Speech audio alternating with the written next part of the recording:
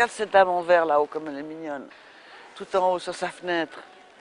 Regarde. Chou. Il y a tellement de choses à regarder. Là, il y en a un autre qui se lève, il est en pyjama, regarde, il tire ses rideaux. Ça, c'est, on dirait, on se croirait en Italie, c'est Palerme.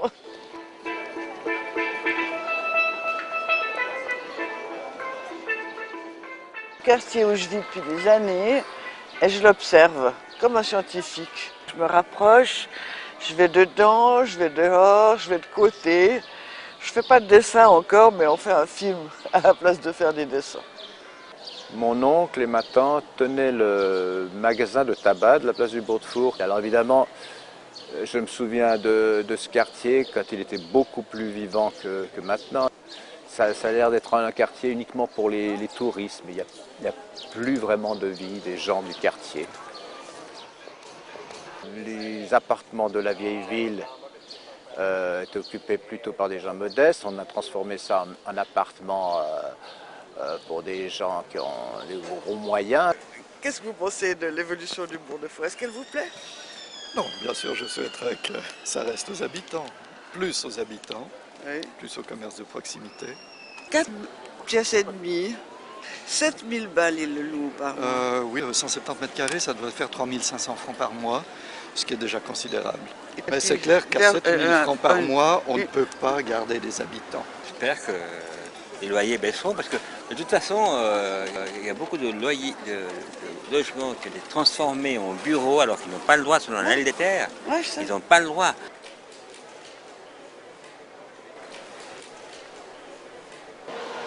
Mais l'endroit est magnifique, tu sais. Ah, puis ces arbres, moi, j'adore il y a ces arbres. D'ailleurs, on devrait interdire les voitures, tu sais.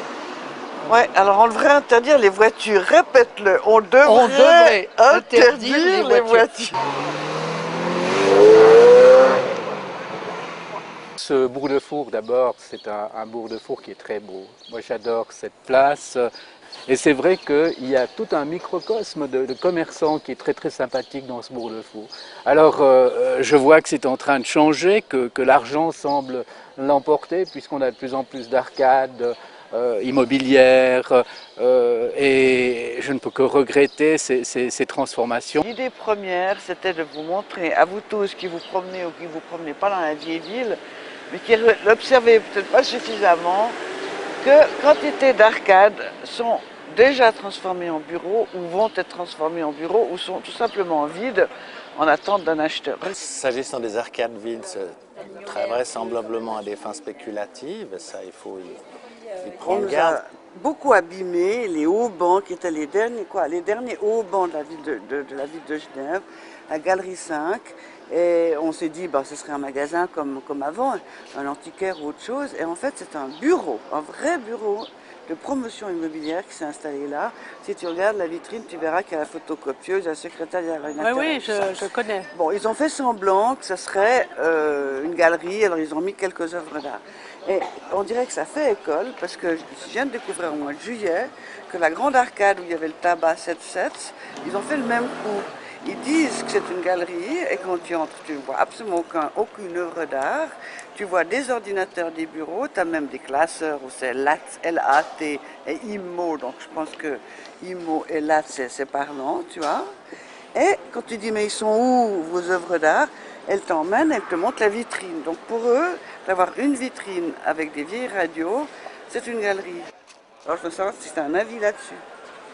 Bon, eh bien, en réalité, je pense que le rez-de-chaussée, disons que ce serait plutôt au premier étage que ces gens devraient avoir leur bureau, parce qu'effectivement, il est nécessaire d'avoir des bureaux également à Genève et de leur trouver des locaux, mais le rez-de-chaussée n'est peut-être pas très approprié. La chose la plus ennuyeuse, à mon avis, c'est qu'ils mettent 2 ou 3 œuvres d'art pour faire semblant que ce soit une galerie. Ça, c'est complètement ridicule. Et autant qu'ils enlèvent tout de suite ces tableaux. Les anciens magasins se transforment de plus en plus soit en galerie, soit en bureau. Et on essaie en effet d'empêcher ça, mais c'est pas évident, parce qu'il faut se battre au coup par coup, et on n'y arrive pas toujours.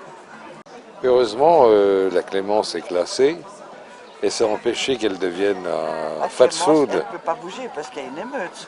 Il y aura une émeute si on Mais lui change la clémence. Il y a quelques années, il y a une grosse entreprise de fast-food qui s'y intéressait et ils ont renoncé parce qu'il n'y avait pas la place pour faire des cuisines. On peut aussi imaginer que les associations de quartier soient soutenues par la commune qui a une direction, une majorité très nette de 4 à 1 magistrats, qui ait des subventions ou même un salaire annuel pour chaque association pour pouvoir se défendre beaucoup mieux. Et puis ça, on est loin de là. Il y a des quantités d'arcades qui ont été transformées en bureaux et c'est ça qui nous fâche. En principe, une arcade ne peut pas être transformée en bureau. Mais comment, alors, tu sais ce qu'ils ont fait? Ils ont dit que c'était une galerie. Non, ça va pas. Ça, c'est ce qu'on appelle une fraude à la loi. Voilà, on va dénoncer ça. Un véritable commerce implique qu'il soit ouvert au public et que ce ne soit pas des bureaux, ça tombe sous le sens. Alors qui c'est qui va dénoncer ça? Mais la ville. La ville? Eh oui, parce mais que qui c'est qui va lui dire? Parce que si elle ne sait pas, alors nous on écrit des articles dans notre journal La Vie et Ville, personne ne les lit. Personne ne les lit et personne ne lit ce que nous on dit. Mais moi j'ai déjà dénoncé ça. Là on n'a rien réussi parce que M. Marc Muller, la ville elle donne un préavis et c'est M. Marc Muller qui décide. Et là M. Marc Muller a dit que vous devez rétablir comme avant, les haubans, et bien depuis 2006, rien n'a été fait. Parce qu'il n'y a pas de contrôleur et qu'il n'y a pas de fonctionnaire pour contrôler. Il faut insister, ça finira par marcher, forcément. Je suis d'accord avec, il faut insister. Pricing, branding, design. Tu vois, ils ont écrit